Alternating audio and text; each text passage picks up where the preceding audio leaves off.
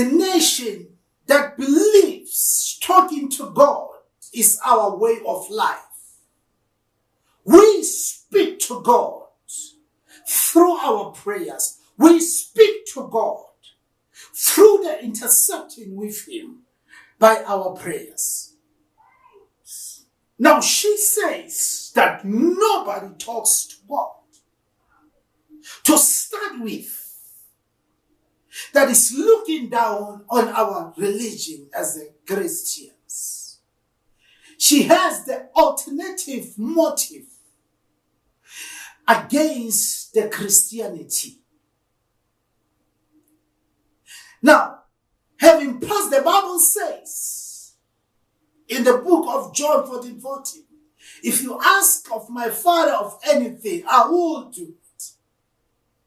In other words, the Bible gives us the direction to God when now this lady comes with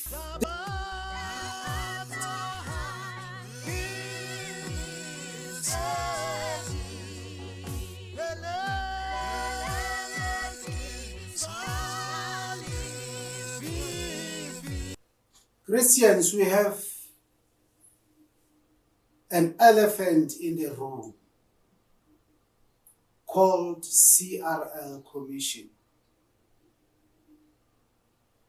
With the good intentions running by the wrong people.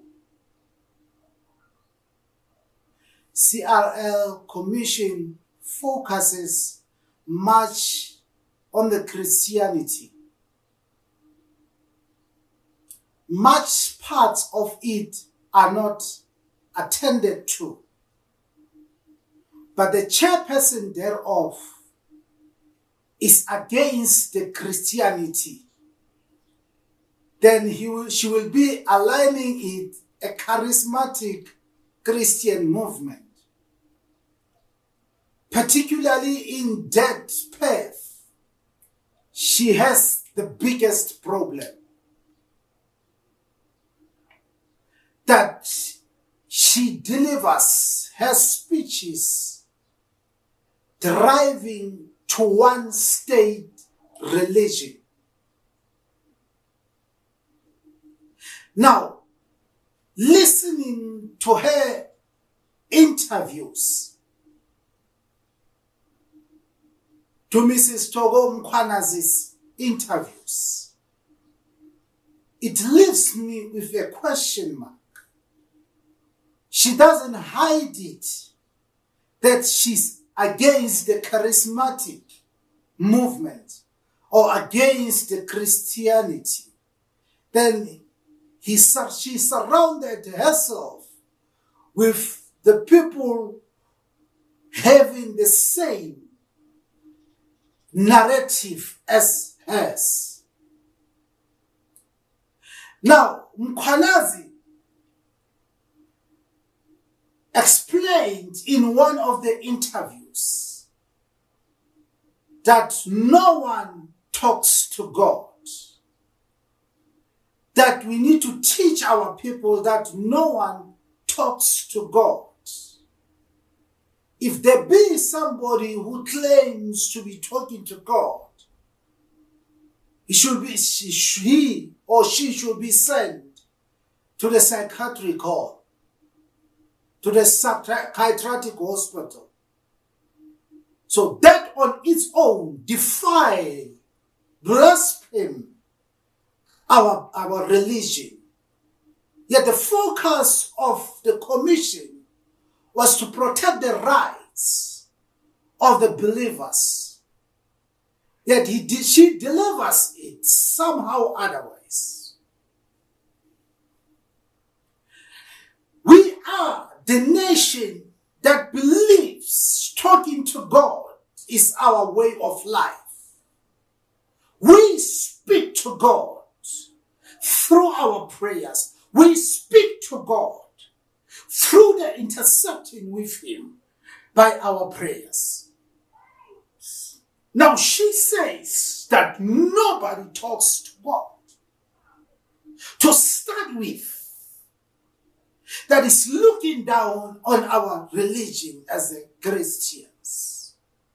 She has the alternative motive against the Christianity.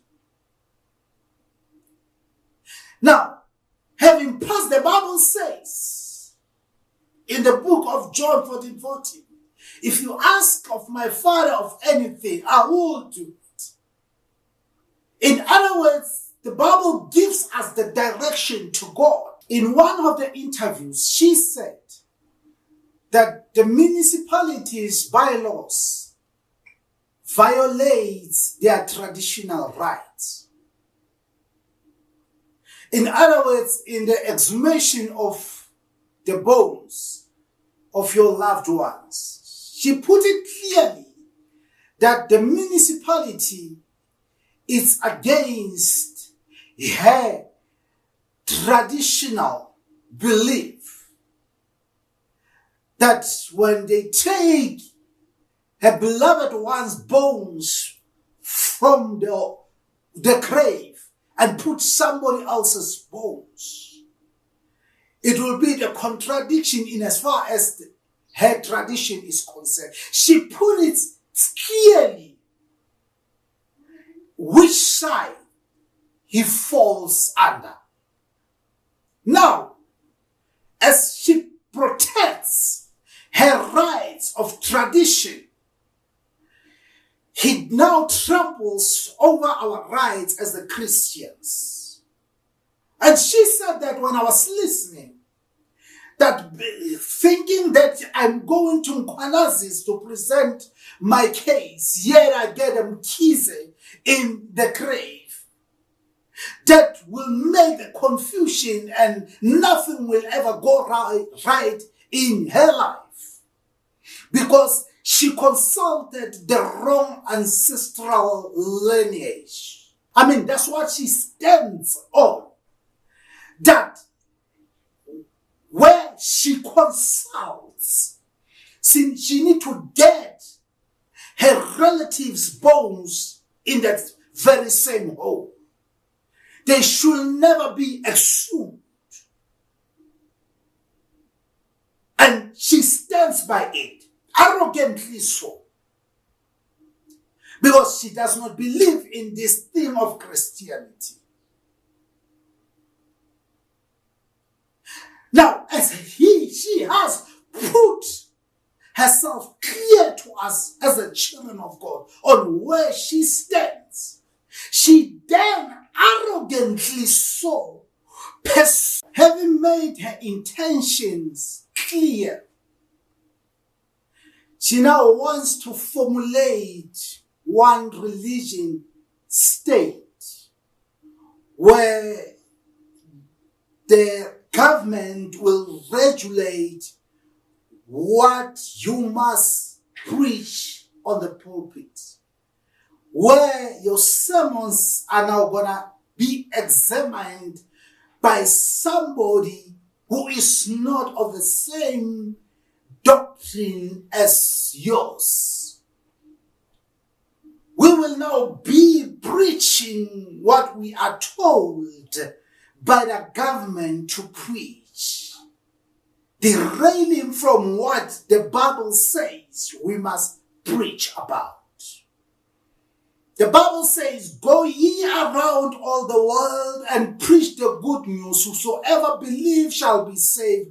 Whosoever shall not believe shall be condemned. There will be the miracles that will follow those who believe. They will lay on hands in my name, and the sick will recover. They will speak in new tongues. Even when they consume the poisonous stuff, it will never do its rights is violated.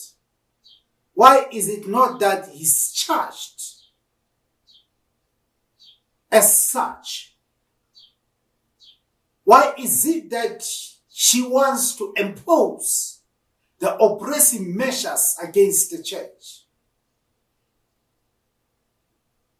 Now that she's at a corner, it's now that she expresses that they'll be going to the Islamic religion also, of which it's a lie.